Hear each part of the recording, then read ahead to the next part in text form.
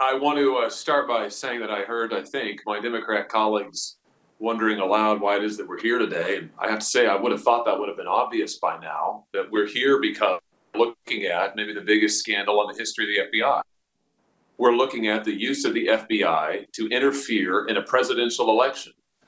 We're looking at the use of the FBI to lie to the FISA court, to so misrepresent facts, statements, and other material to this court that the court had to issue a statement saying that they could not trust the FBI, not only in this case, but in potentially every other case going forward. Absolutely unbelievable, unprecedented for a court to issue a rebuke of this nature. And I have to say, the fact that my Democrat colleagues wanted to shrug and move on in the face of this kind of interference, this kind of inappropriate behavior, this abuse of power, which is what it is really extraordinary. And of course, the individual we have before us today has an entire report written by the IG about how he lied repeatedly. And so that's why we're here. And by the way, now that we're in the middle of another election, the outcome of which is still disputed and unknown, and people are wondering, why is it that so many Americans don't have trust in the electoral process? This is why they don't have trust in the electoral process. This is why.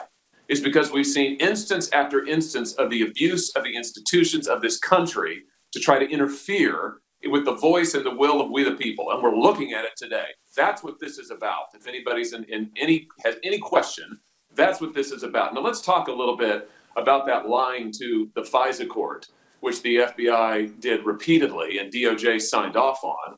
Mr. McCabe, let me come to you now. I've had something of a personal quest here to try to find somebody who will take some responsibility for these warrants that they signed off on, for these applications that they personally signed off on. You signed off on a renewal application for the Carter Page FISA warrant on June 28th, 2017. Isn't that correct?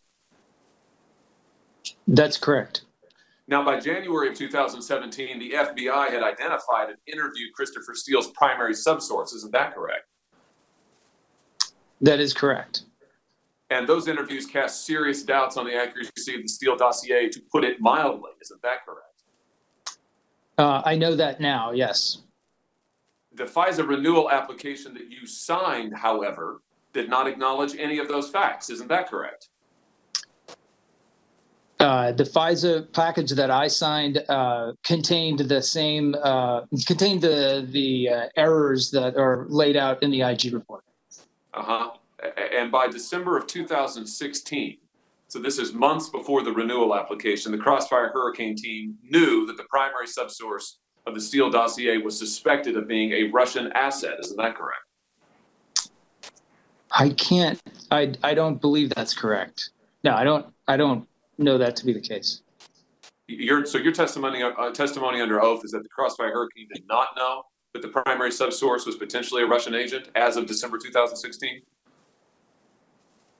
I can't tell you what the members of the team thought about the primary subsource in December of 2016. If you're referring to the recent footnote from the FISA report that was declassified by the Attorney General, no, I don't know that they knew that then. I can't say what they knew. The FISA application that you signed contained none of this, though, correct? It contained no new disclosures to the court. It contained none of the information that the FBI absolutely knew of. It contained nothing to give the court any pause about anything that you previously certified. Isn't that correct? Well, I think you need to be, we should be specific about what. Just answer my question. Did the application that you personally signed, did it disclose the interviews back from January of 2017 that you just said that you were aware of, that the FBI was aware of? The OIG report details this at pages 187, 188, and 189 of his report. You can go look it up. He's had a lot to say about you. You can go look up that IG report. They say that the FBI knew of the problems with this Christopher Steele's primary subsource and did not disclose it to the court. Isn't that correct? Yes or no? The IG report, as my understanding, sir, details 17 errors that were present in the package that you're referring to. Answer my question. Did the report that you personally signed, did it disclose the FBI's interviews in January of 2017? You signed the new application in June of 2017. Did it disclose the interviews casting serious doubt on the primary subsource? Yes or no? We both know the answer is no, but why don't you just say it? What? No, right?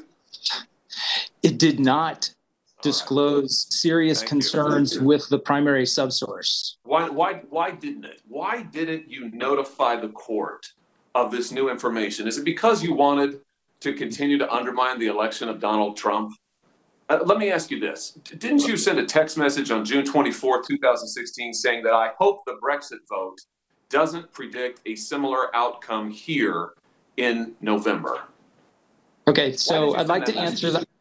I'd like to answer your question, sir, but I'm going to need a little bit of space to get in a complete answer. Why did you answer that question? Why did you send that text message? I am, sir, as you know, I have not been able to review my text. I do not have my text in front of me here. I requested access to my materials, was denied that access. So I'm not prepared to answer your questions based on my text messages. Oh, you don't recall them or you deny? Here's what it says, quote, I hope it, meaning the Brexit vote, doesn't predict a similar outcome here in November, end quote, June 24th, 2016. Do you deny sending that message?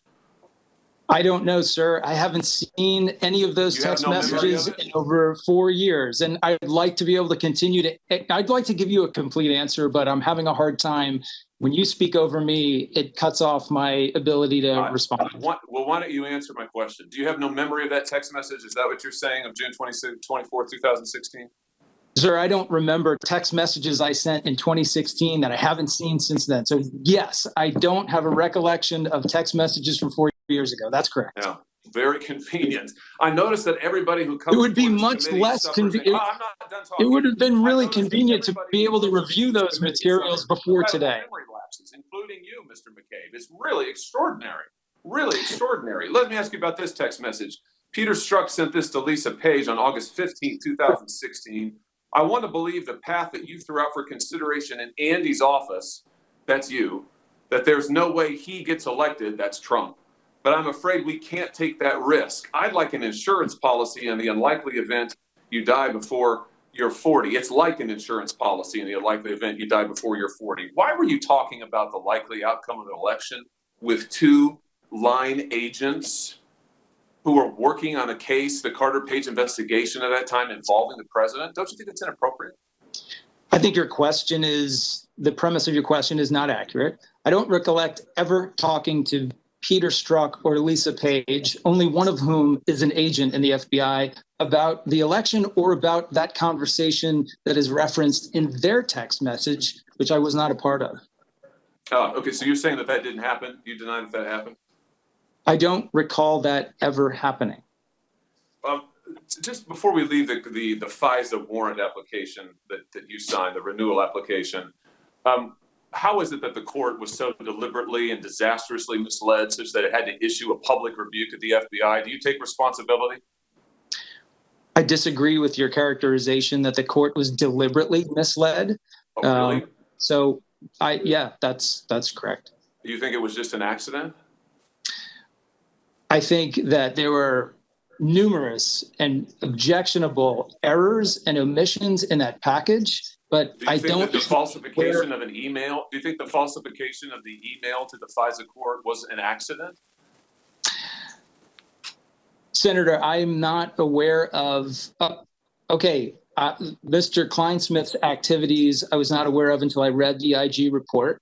I know that he has taken responsibility for those representations, and I understand that. The errors and omissions in that package, other than Mr. Kleinsmith's